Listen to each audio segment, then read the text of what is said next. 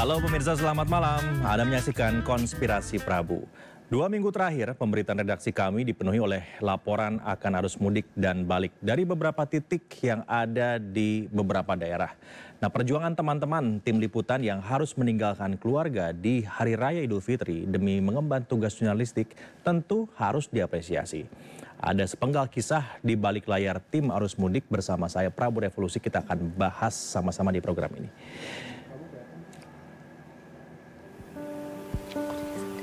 Kita juga sudah bergabung dengan seseorang. Selamat siang, Ibu. Silakan, Ibu dengan Ibu siapa dan boleh diperkenalkan siapa anak Ibu, apakah sedang bertugas atau seperti apa? Halo, menjadi seorang jurnalis dengan pola pikir kritis dan segenap rasa idealis, demi sajian informasi hangat bagi masyarakat, terkadang harus rela ditukar dengan rasa rindu pada keluarga. Sehat-sehat ya Mbak ya. Terutama di hari raya. Ya Alhamdulillah. Suaranya bisa diperbesar. Mbak Nurma, Ibu nggak dengar suaranya? Tak heran banyak yang mengatakan profesi jurnalis adalah pekerjaan kaki yang melangkah dengan hati. Di sini. Iya. Alhamdulillah. Iya, halo. Iya. Ya, faktanya tak banyak yang mengira bahwa perjuangan menjadi jurnalis tak seindah untayan narasi yang disajikan. Iya, enggak sempat sholat id karena memang tidak sedang melaksanakan rentetan sholat. Pengorbanan harus ditelan para pilar keempat demokrasi. Baik waktu, pikiran, energi hingga hati. Melihat ribuan keluarga berkumpul bersama di hari raya, tak jarang memantik air mata. Dengan segenap rindu dari lapangan di hari kemenangan, kami haturkan selamat Hari Raya Idul Fitri. Demi keterbukaan informasi bagi Anda pemirsa. Dan inilah pahit manis seorang jurnalis dalam Konspirasi Prabu. Iya,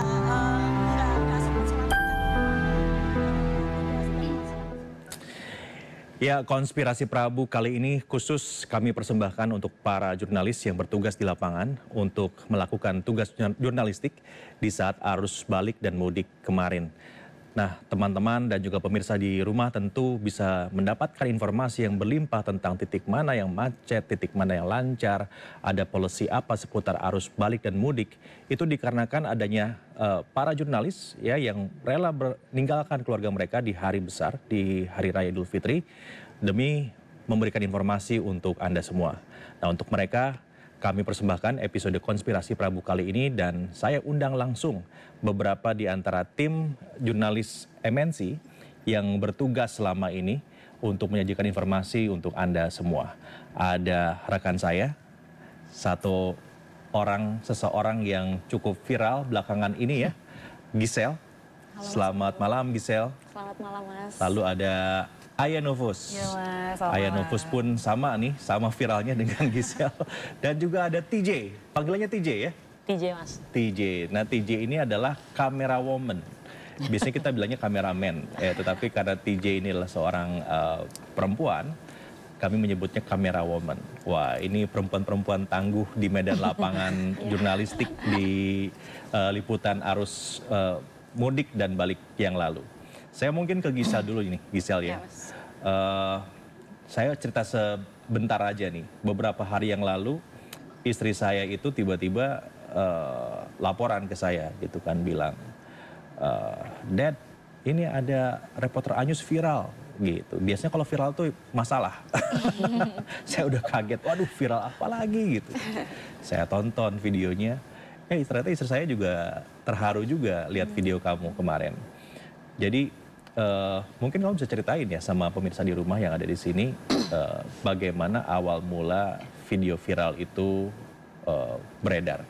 Gimana sih Giselle? Ya, sebelumnya selamat malam Mas Prabu dan juga pemirsa semuanya. Jadi awalnya itu saya nggak tahu kalau ternyata videonya viral.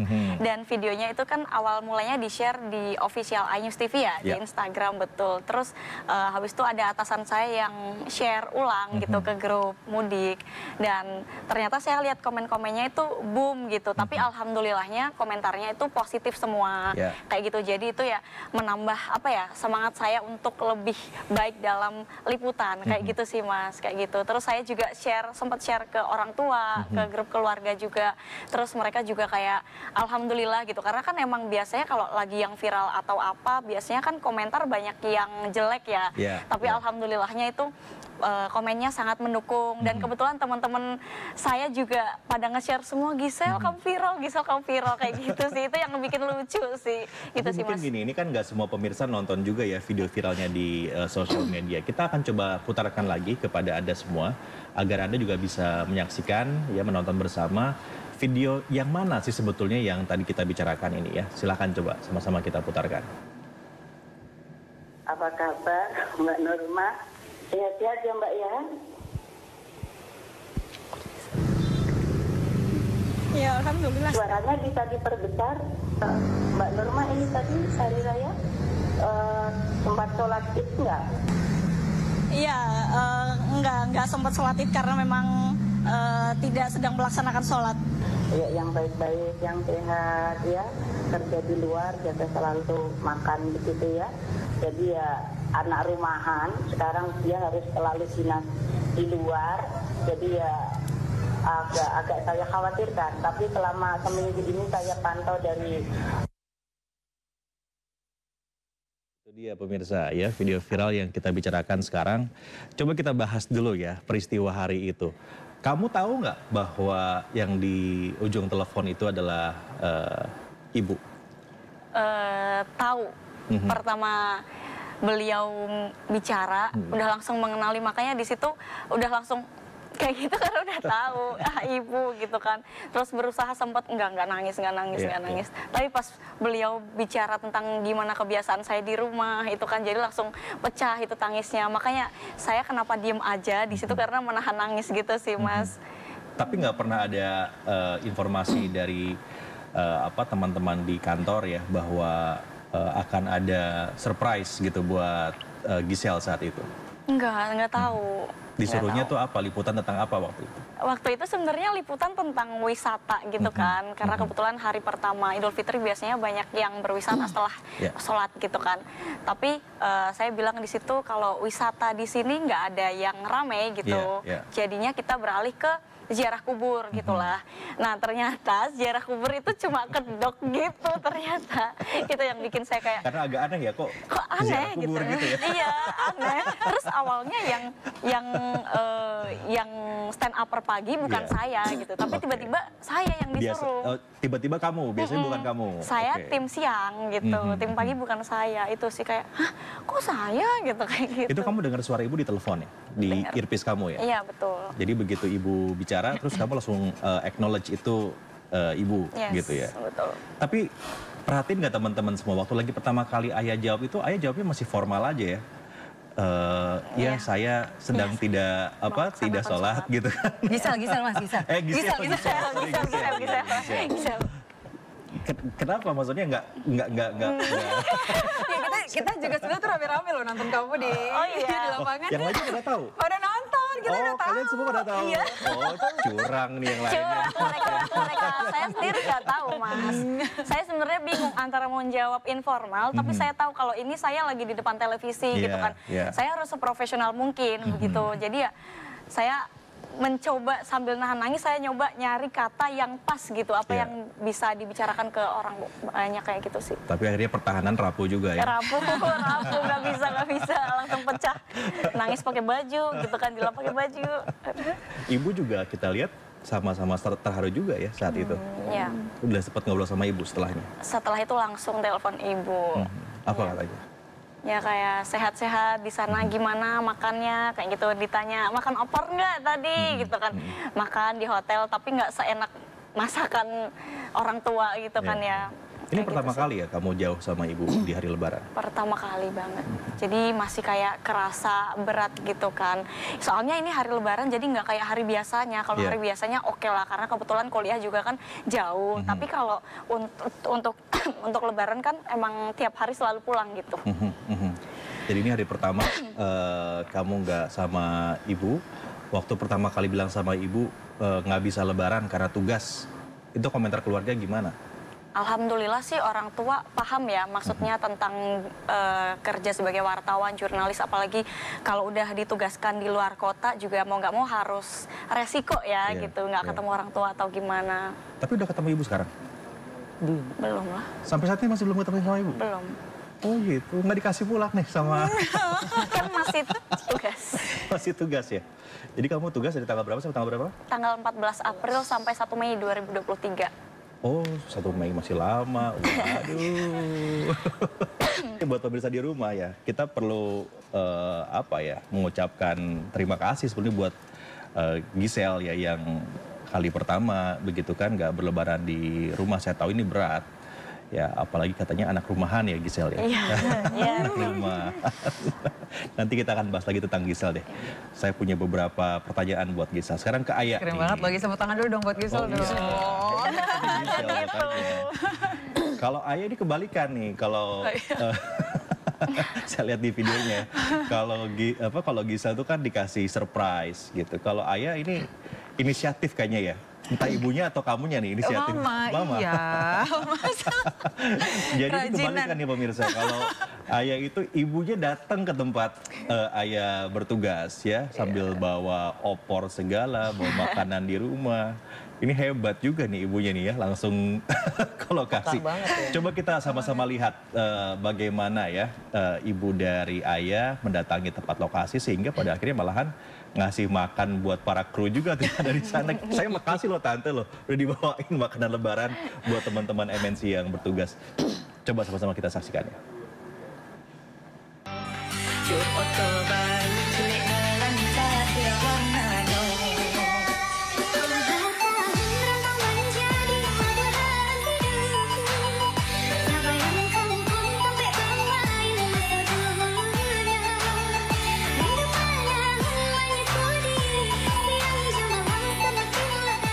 Sampai jadi.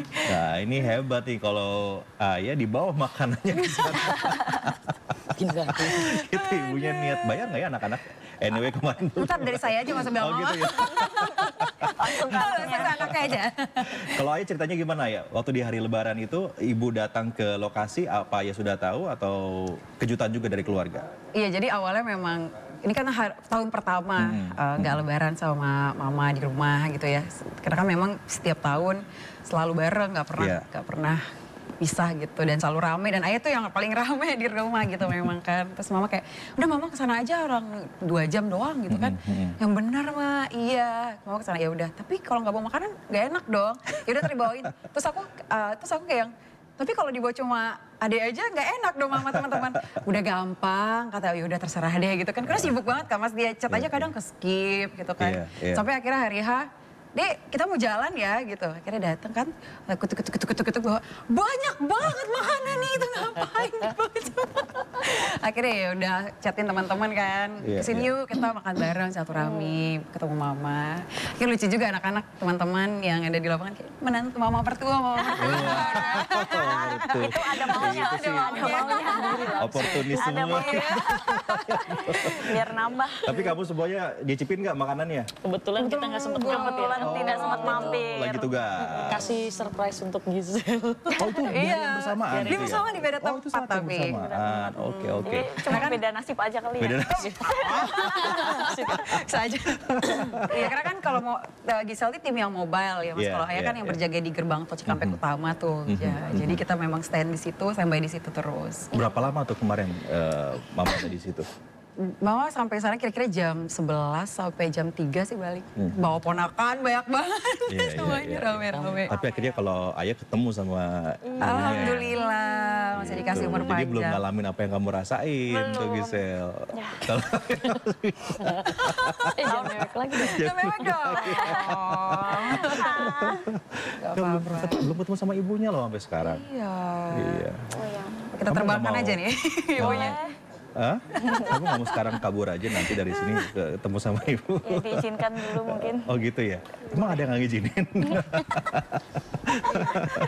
Tapi makasih banyak Mas Prabu, by the way ini dari tim atasan-atasan juga kayak suportif banget. Kalau kemarin sempat izin juga kan kalau mama mau datang, ya udah nggak apa-apa datang aja lah gitu kan. Kita kan ini kan bukan karantina gitu ya.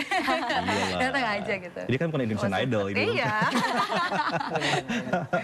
Kita malah yang makasih. Saya selalu bilang sama teman-teman di redaksi gitu. Kalau kita harus memanusiakan manusia gitu. Jadi apa aja yang bisa kita siapin ya harus kita support terbaik ya buat teman-teman di lapangan. Ini kan pengorbanan besar. I've been there anyway kan. Saya pernah ngerasain di tempatnya Giselle, tempatnya Aya, tempatnya TJ. Dan itu nggak mudah. Apalagi waktu saya tugas pertama kali saya udah punya anak ya. Jadinya wah beda tuh dramanya tuh. Kalau TJ ceritanya gimana TJ? Wah ini nih. Saya Hebat. Dari senior kamera woman. Masih banyak senior-senior. Ini tahun keberapa ya? Ketiga kayaknya ya untuk tugas arus mudik di luar dan lepas dari keluarga. Jadi nggak bareng-bareng lebaran bareng keluarga gitu ya, lebaran di rumah. Jadi rasanya sebenarnya sih nggak kaget, tapi tetap miris ya. Setiap tahun kayaknya nih gitu. Tapi ya lagi-lagi kan tugasnya, jadi kita tetap harus profesional lah gitu. Iya, banyak orang yang nggak melihat cerita ini. Biasanya kalau reporter tua enaknya kerjaannya gitu kan, nonton masuk ke TV, liputan gitu. Padahal dramanya banyak ya. Ini kayak TJ ini udah tiga kali berarti kamu. 3 kali. Iya 3 kali. Jangan nangis dong. 3 kali Mas. Jadi udah biasa dong kalau gitu nggak ketemu sama keluarga di hari Lebaran. Sebenarnya sih bukan yang nggak biasa juga ya, karena memang lagi-lagi tugas dan kebetulan lagi dapat tugas aja sih ya. Ya sudah izin juga kebetulan.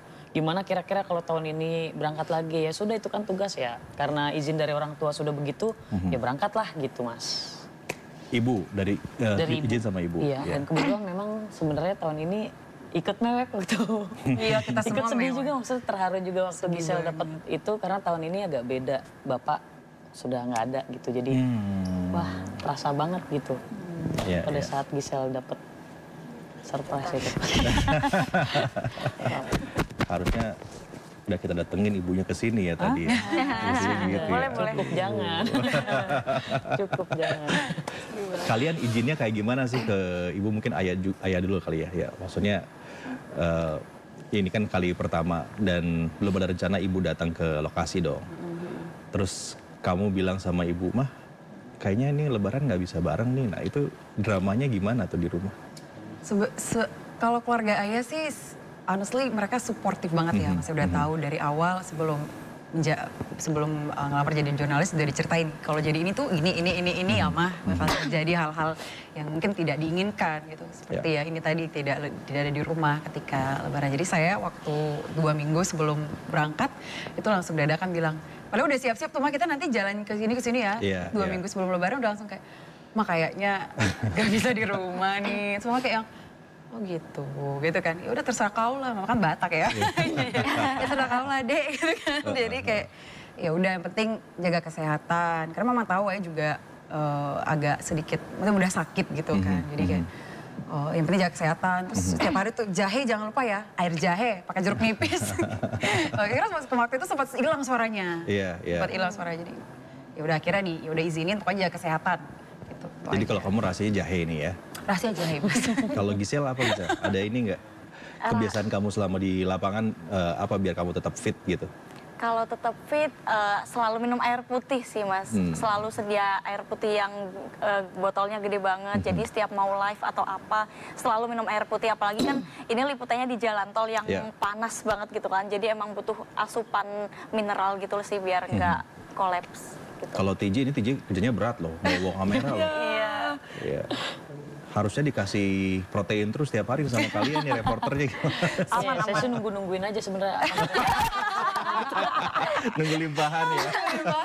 Lah tiap hari makan ayam kan? Tiap hari protein ayam kan? Kayak bosen ya ayam lagi. Tapi nggak ada yang lain. Bersyukur. Alhamdulillah. Pokoknya bersyukur aja ya. Iya bersyukur aja. Tapi alhamdulillah kita tinggalnya di tempat yang bagus gitu loh Mas, jadi layak dan kita juga happy sih sama makanan-makanannya. Ingus gimana? Wah, Masa nggak layak sih? Malu dong kita. Iya. Jadi memang seperti yang tadi Mas Prabu bilang, memanusiakan manusia sekali sih kita. Jadi kita bangga dan semangat terus ya. Saya tuh hanya bisa ngundang kali bertiga karena kursinya kan nggak cukup ya. Dan kalau misalnya ngundang semuanya kan ada yang liputan juga nih. Sebetulnya ada lebih dari 120 orang yang kita kirim nih pemirsa untuk bisa memberikan liputan arus mudik dan balik ya buat penonton di seluruh Indonesia. 120 orang loh kita kirim ke setiap titik itu ya.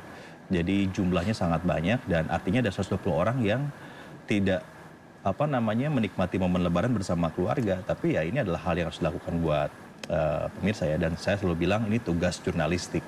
Ini sebuah perjuangan buat teman-teman semua.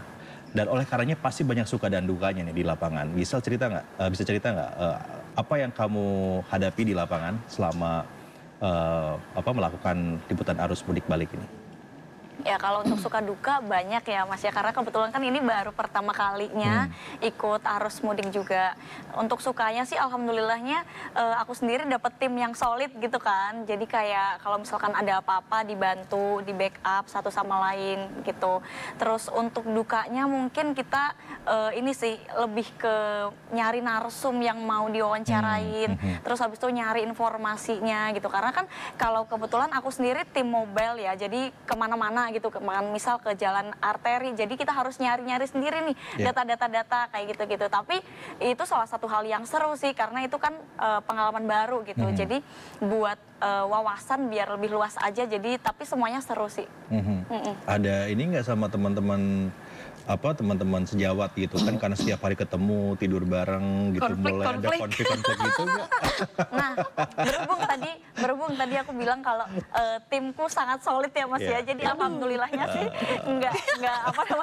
nggak ada konflik. Nah ini salah satu tim aku Kak TJ kamera woman terbaik gitu, karena dia mau diajak untuk panas-panasan, mau diajak untuk ambil gambar yang ciamik sampai di tengah tol juga pun dijalani gitu.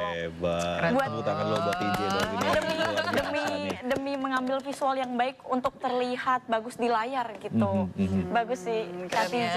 Jadi nggak ada konflik nih? Nggak ada. Benar. Mungkin kita lebih ke asupan makanan aja sih untuk sehari-harinya gitu. Lo kok curhat? Ditambah gitu ya? Ditambah. Lo kok curhat? Iya. Kalau Ayah gimana Ayah? Ayah sih ceritanya jujur nih, pasti ada konfliknya nih. Enggak dong. Gimana Ayah? Kalau Ayah gimana? Enggak, jadi kebetulan juga kita kan ada tim tambahan juga ya, masih ada yakni banyak jurnalis banget. Ada tim SNG juga gitu, itu senior banget. Itu semuanya juga solid sih Mas Prabu. Jadi mulai dari SNG, kameramen, terus ada ING ya Kak ya namanya. Terus juga ada tim pengamanan, juga sampai kameramen, reporternya juga. Sebenarnya kita solid sih, dan saling backup. Sampai koordinatornya juga so far sih sangat-sangat buat kita nyaman juga di lapangan. Kalau dukanya sih nggak ada, paling cuaca sih Mas. Karena kebetulan ketika arus mudik dan balik ini cuacanya kan unpredictable ya. Sangat-sangat tidak bisa diprediksi, dari panas banget 37 derajat itu sampai yang hujan badai banget. Itu yang jadi tantangan juga tersendiri buat tim di lapangan. Jadi kamu ngalamin dong lagi live report terus hujan besar gitu? Ngalamin banget Mas. Itu sampai kayak harus, kan kadang nggak bisa kebuka ya mata, tapi tetap harus. Itu kadang tadinya pengen lihat contekan karena basah kan, ya udahlah harus jadi pura-pura pinter gitu. Tapi emang pinter kan? Emang pinter. Gitu, jadi dan soalnya gambarnya banyak kalau dilihat ya, kamu lagi live report hujan-hujanan. Nanti mungkin kalau diputar lagi tuh bisa kelihatan. Kamu juga ngalamin ini laporan langsung hujan-hujanan? Kalau aku alhamdulillahnya sih panas terus ya Mas. Lebih ke panas terus gitu, jarang hujan. Karena kan kita kebetulan tim mobile, jadi kalau misalkan hujan pun kita bisa agak neduh gitu kan. Kayak gitu sih. TJ gimana TJ? Gimana? Wah ini kalau camnya Mas ada 2 nyawa Mas. Nyawa dia sama kameranya. Kalau itu sih jelas ya. Kalau nyawa kamera titip kantor. Jelas sih Mas. Lebih ke suka dukanya balance sih sebenarnya. Tapi biasanya kalau misalnya kayak gitu panas hujan ya memang sih udah pasti ya. Itu aja sih. Sama kadang reporternya suka. Suka apa? Ayo. Reporternya suka apa? Suka lucu, bikin gemes gitu. Gitu. Gemes ya. Nanti kita omongin di belakang. Oh iya. Nanti kita omongin Balik layar. Di balik layar. Tapi so far, so good lah mas. Nggak ada masalah. Oke ya. Ya Fun bener aja, ya. enjoy. Bener enjoy. Saya nggak ikut-ikutan ya. Soalnya reporternya saya nih, jadi agak deg-degan gitu. Kalau Deg-degan ya? Deg-degan nggak? apa? Tapi Giselle, mungkin pemirsa juga pengen tahu apa sih yang membuat Giselle itu pengen jadi reporter di iNews ya. Ini kalau saya baca Giselle itu kuliahnya jurusan komunikasi ya. Betul. Tahun 2018 angkatannya, lulus tahun 2022. Betul. Kuliahnya 3,3 tahun, berarti 3 tahun 4 bulan. 3,3 tahun 3 bulan. 3 tahun 3 bulan udah lulus S1. Cum laude loh. Cum laude lagi lulusnya. Keren. Luar biasa, ini mah Anyus yang kebagian rezekinya nih dari Giselle nih. Terus pengalaman kuliahnya ini, pernah bikin film pendek ya? Iya. Terus talent koordinator juga? Iya. Wah, ini mah banyak bakatnya nih Giselle. Terus Alhamdulillah. apa yang bikin kamu akhirnya mau jadi reporter di iNews? Ya. Jadi ini sedikit cerita aja ya Mas ya. Jadi awal mulanya sebenarnya yang pengen jadi reporter itu adalah ibu gitu. Jadi ibu itu dulu bercita-cita pengen jadi jurnalis. Tapi pada saat itu jurnalis itu mungkin cukup ekstrim gitu ya, mohon maaf maksudnya cukup gimana gitu kan. Karena pada saat masa itu orang tua ibu tidak mengizinkan. Akhirnya nurunlah ke anaknya gitu. Neng kamu mau nggak jurusan ilmu komunikasi gitu. Karena masih SMA kah? Ya udah boleh gitu kan. Akhirnya udah masuk. Dan ngelihat reporter yang di lapangan, terus presenter gitu yang di studio kayaknya keren gitu kan. Habis itu ya udah setelah wisuda lulus kebetulan coba cari-cari, alhamdulillahnya keterima gitu di iNews dan belajar aja sih, jadi learning by doing gitu aja. Jadi ya emang ini masih tahun pertama ya, menuju 1 tahun gitulah, menuju 1 tahun. Jadi masih istilahnya masih baru gitu Mas, masih belajar gitu. Jadi baru 1 tahun ya, mau 1 tahun mau di 1 tahun, iNews. iya. Okay. Dan alhamdulillahnya reporter senior, terus kameramen senior gitu, mungkin kayak Kak Aya dan Kak TJ itu sangat membantu gitu. Jadi kita nggak ada yang kayak kamu gini, enggak, tapi kita saling diajari, nanti gini ya, kayak itu. Atasan-atasan juga alhamdulillahnya support, mendukung, kayak gitu sih Mas. Betah jadi reporter nih? Alhamdulillah sejauh ini sih betah ya, karena saya tipe orang walaupun ibu saya bilang saya anak kerumahan, tapi saya paling betah kalau udah ketemu sama orang-orang gitu yang sefrekuensi, dan kebetulan di iNews ini teman-temannya sefrekuensi sama saya gitu. Gitu sih Mas. Apa yang bikin kamu ngerasa bahwa ini tuh profesi yang pengen kamu gelutin gitu, Giselle? Karena saya enjoy. Saya enjoy untuk jadi reporter. Kalau misalkan saya nggak enjoy, pasti kan saya kayak males-malesan, aduh gitu kan.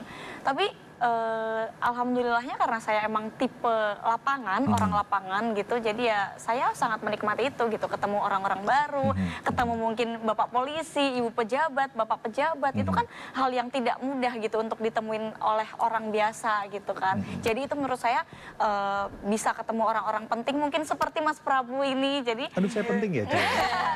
jadi itu menjadi privilege tersendiri bagi saya gitu sih. Ini buat teman-teman Kolib tolong diperhatikan ya, katanya Ayah bersemangat di lapangan, kalau dikasih kerjanya lebih banyak lagi ya. Bisa. Ayah boleh sih. Ayah boleh sih. Ayah juga kayaknya sih begitu juga.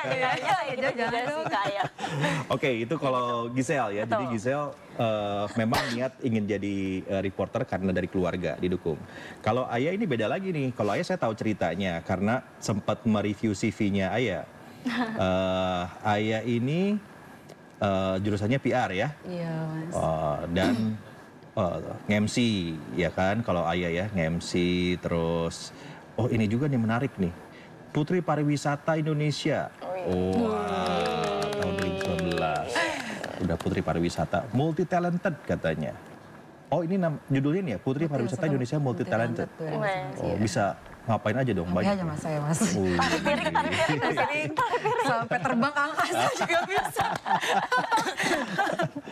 Oh dan sempat menjadi sekretaris eselon 2 di Kementerian Perindustrian. Betul. Sempat juga. Sempat juga Mas. Oke. Terus kamu jadi reporter itu gimana ceritanya? Ya. Itu sebenarnya udah cita-cita dari dulu sih Mas. Cuman waktu itu waktu saja yang belum ketemu dan karena kan belum berjodoh. Cuma jadi akhirnya diawali lah dengan hal-hal yang relate seperti MC, presenter, kemudian juga waktu itu kan masih muda banget ya Mas. Jadi emang sekarang udah nggak muda lagi? Enggak, maksudnya waktu itu ya mulai waktu itu dari umur 14 waktu masih di Medan ya kan perantauan nih Mas ceritanya. Terus ya mulai dari situ hingga akhirnya lulus kuliah, it's my time gitu. Langsung lamar dah gitu ke iNews. Jadi kamu memang pengen jadi jurnalis? Pengen banget. Kenapa sih pengen jadi jurnalis tuh? Iya. Keren sih, keren. Enggak sih, Mama tuh dulu Mama tuh selalu ngajarin ada satu hal yang nggak bisa dinilai dengan uang, yaitu pengalaman. Dan ketika jadi jurnalis tuh banyak banget pengalaman yang mungkin orang lain tuh nggak bisa dapat. Kayak dibilang sama Gisel tadi, mulai dari ketemu orang yang penting hingga sampai bisa ngobrol sama orang-orang yang mungkin tidak seberuntung kita gitu yang ada di jalan atau siapa. Dan itu suatu hal yang mungkin sangat-sangat berharga ya Mas, ya kita dapati menjadi cerita ketika kita tua nanti. Gitu, saya udah ngefans sama ibunya nih, bener banget. Iya bener ya Mas ya? Betul. Karena Mama juga dulu orang lapangan kan Mas. Siapa? Mama dulu orang lapangan juga, kakek juga dulu sempat jadi jurnalis di Medan. Salah satu media di Medan juga, dan dia cukup idealistik banget. Jadi kayak diterapin ke cucu-cucunya tuh. Ya karena media itu sebenarnya bisa mengubah peradaban ya kalau saya lihat. Saya dulu waktu lulus kuliah itu kerja dalam 4 tahun tuh pindah 7 perusahaan karena nggak betah ya. Tapi begitu jadi jurnalis, ini udah tahun keberapa nih? Tahun ke-18 ya. Masih stay. Sangat senior sebagai jurnalis karena merasakan impact yang kita bisa berikan ya saat kita bikin berita, dan berita itu bisa menjadi sumber buat publik mengambil keputusan kan. Apalagi tahun politik nih.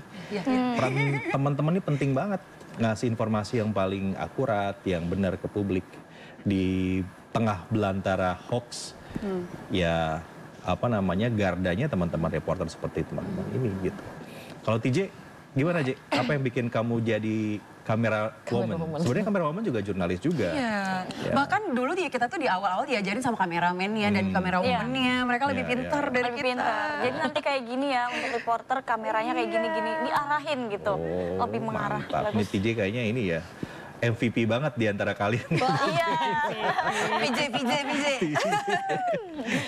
Jadi gini Mas, awalnya memang kepengen jadi kamera woman atau kameramen yang sebutannya seperti itu udah dari zaman sekolah SMA ya.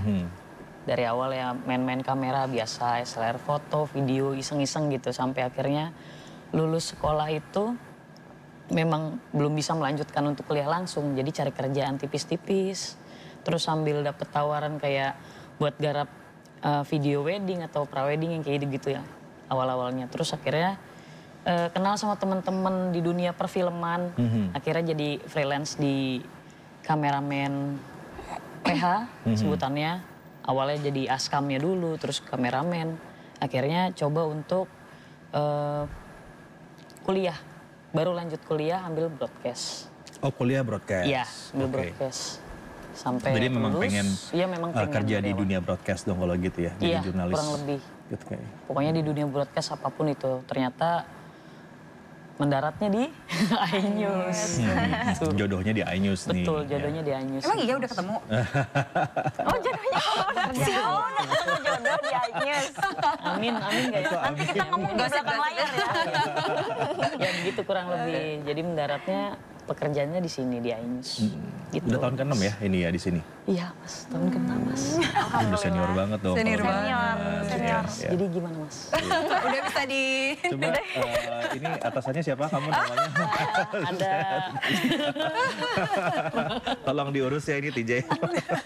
Oke kita break dulu ya kawan-kawan semua. Kita masih akan ngobrol dengan 3 Sri Kandi ini yang akan bercerita lebih banyak lagi tentang bagaimana tugas jurnalistik di lapangan. Sesaat lagi tetap bersama kami di Konspirasi Prabu.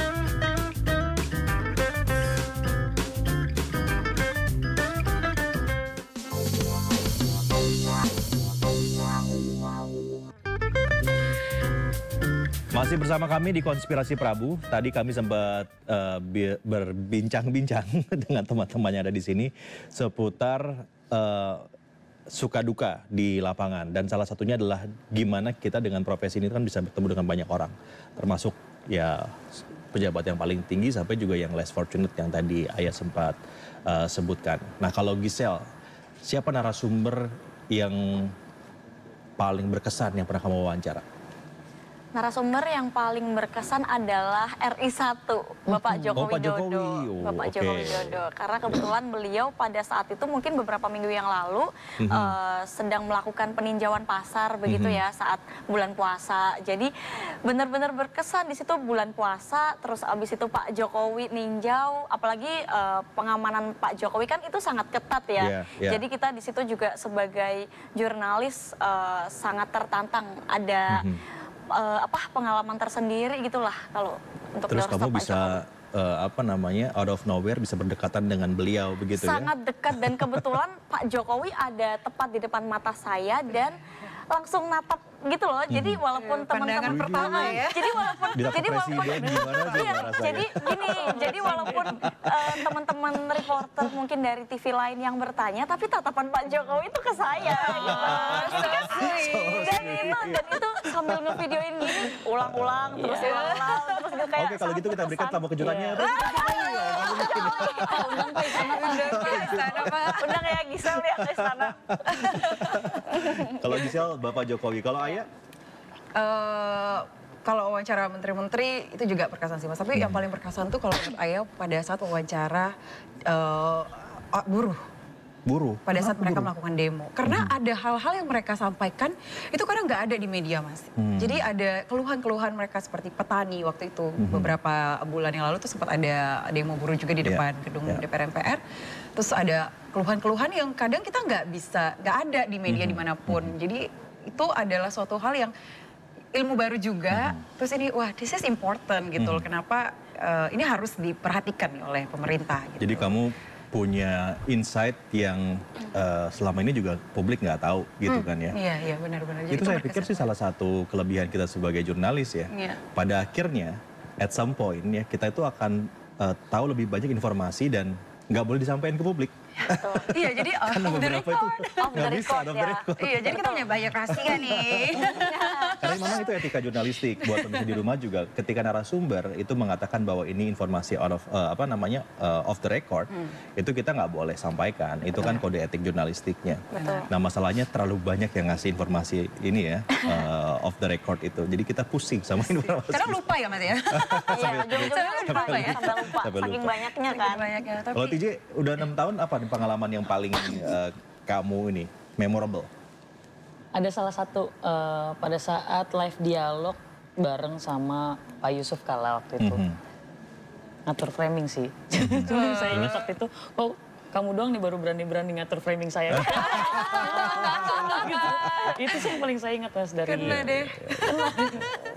Waktu itu berkesan sih pada saat itu karena sebelumnya liputan di mana dapat geseran di situ yang mendadak gitu ya sudah kan lebih enak gitu ya kalau misalkan untuk framing Pak izin Pak agak geser sedikit padahal itu di sini deg-degan gitu kan Pak geser-geser orang penting nih gitu izin Pak tulis surat dulu Pak boleh nggak izin tulis surat doang nih berani-berani atur framing saya aduh gitu sih dan ternyata mereka tuh orang biasa ya sebenarnya ya lucu-lucu juga loh kalau di layar kan kita lihat kayaknya orangnya wah gimana gitu. Begitu ketemu langsung tuh ya humble. Kayak kita aja biasa gitu kan. Dan itu yang bisa ngalamin ya teman-teman para jurnalis gitu. Oke, ini sebagai sebelum kita mengakhiri saya menawarkan sama teman-teman. Ini hadiah nih. Mau. Apa yang mau? Apa yang mau Giselle sama Ayah lakukan di Konspirasi Prabu boleh deh. Apa aja yang mau dilakukan? Aduh apa ya? Diskusi 2 jam boleh kali ya? biar spesial. Pengen jadi Mas Prabu boleh nggak? Pengen jadi di sini. Menduduki kursi panas Prabu Revolusi. Mungkin Ayah. Itu kayak out of the script deh kayaknya. Mungkin punten sebelumnya Mas Prabu. Terus narasumbernya siapa? Mas Prabu dong. Iya, di Bali nih, di Bali. Banyak rahasia yang nggak boleh disampaikan. Kamu mau coba di sini? Iya, boleh nggak? Boleh. Jadi ngatur paling berat sendiri nih. Wah iya benar. Ini kursi panas loh ini. Kehormatan loh ini Mas. Ini Mas, izin ya Mas ya. Iya, oke deh. Ini nih produser kerjainnya. Mau Boleh coba? Boleh ya, kita coba ya. Silakan. Silakan Mas. Saya yang tegang nih. Mau diapain? Abis ini jangan diapa-apain ya. Oke, kan kapan lagi jadi seorang Prabu Revolusi? Penilaian itu kapan ya penilaiannya? Coba. Aduh, Kalau macam-macam penilaiannya nanti Wih, coba kita bikin. Ih panas loh. Wah, Coba kita duduk ya. cocok juga di host ya. Saya ya. Belum. Bisa Belum, coba baru juga di duduk. situ bisa. Baru duduk. Enggak, masih takut kayak aja. Coba ya. Oke, Oh, kita ternyata, coba. tunggu, jadi dari langsung tuh tegang ya ternyata. Saya baru ngerasain kagok gini duduknya coba. Ya oke ya. Kapan Langsung jadi lagi? awkward gitu. Jadi wawancara Mas Prabu eksklusif loh ini ya. Oke. Prabu Revolusi. Namanya keren, orangnya keren. Zodiaknya apa Mas? Zodiak Gemini. Wah, Gemini lagi. Kita bertiga baru saja. Mana ada Gemini? Emang siapa aja Gemini? Oh tapi ini yang paling spesial nih Mas. Orang-orang ya leader-leader kita tuh paling banyak Gemini loh Mas. Gitu ya? Iya, Pak Soekarno, Pak Soeharto, Iya. Pak Jokowi itu Gemini juga loh. Kok kamu tahu banyak tentang Gemini sih? Leader. Riset tentang Gemini ya? Trauma Jangan-jangan saya Mas.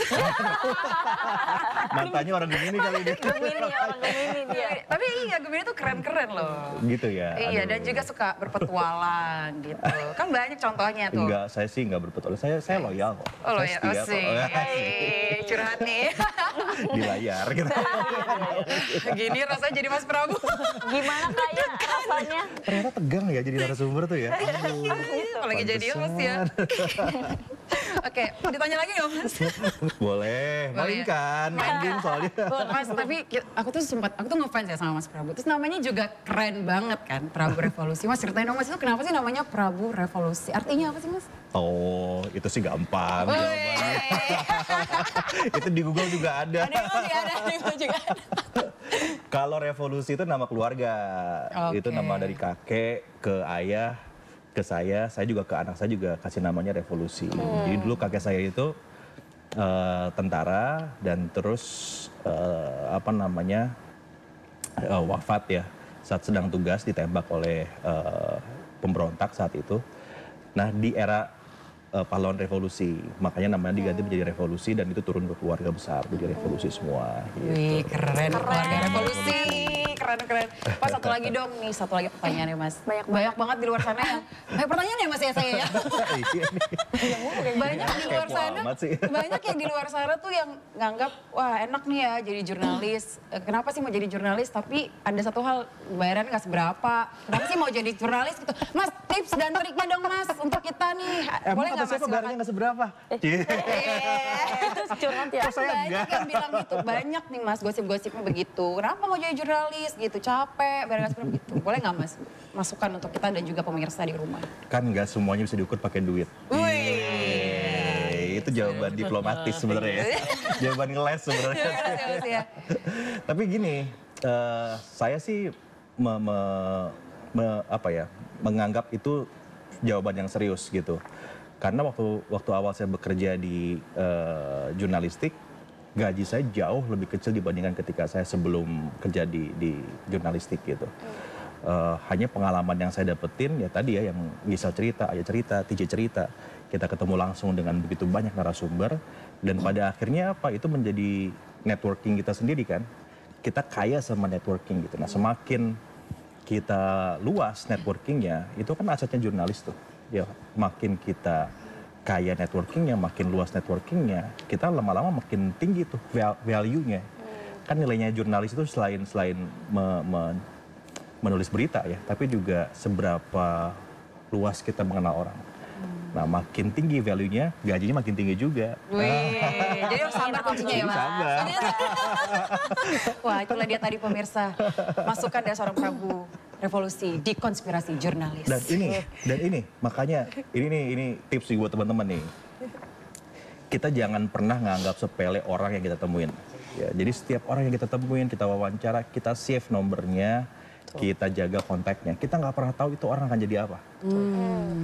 Saya itu ya wawancara Pak Jokowi ketika Pak Jokowi sebelum jadi wali kota Solo. Masih jadi pengusaha ya? Masih jadi pengusaha. Jadi wawancara beliau saya ingat di warung Tegal gitu ya sambil makan ayam bakar. nggak pernah terpikir beliau tuh akan jadi presiden. Gitu ya. Jadi wali kota, terus saya datang lagi masih sama. Pak Presiden masih bawa saya pakai mobilnya, beliau nyetir sendiri, dengerin musik rock di dalam mobilnya, kan beliau suka heavy metal ya. Terus makanya di pinggir jalan jadi wali kota itu gitu. Nggak pernah terpikir bahwa ini akan jadi presiden kita nanti gitu. Untungnya saya save saat itu ya, tapi nggak tahu sekarang nomornya mesti dipakai atau enggak ya. Tapi jadi cerita ya Mas ya? Itu jadi cerita, maksudnya ya teman-teman sama juga nih. Jadi jangan sampai ini orang siapa sih, udahlah kita nggak usah save ya. Kita nggak pernah tahu. Nggak pernah tahu siapa orang yang kita wawancarai itu dan jadi siapa nantinya. Betul.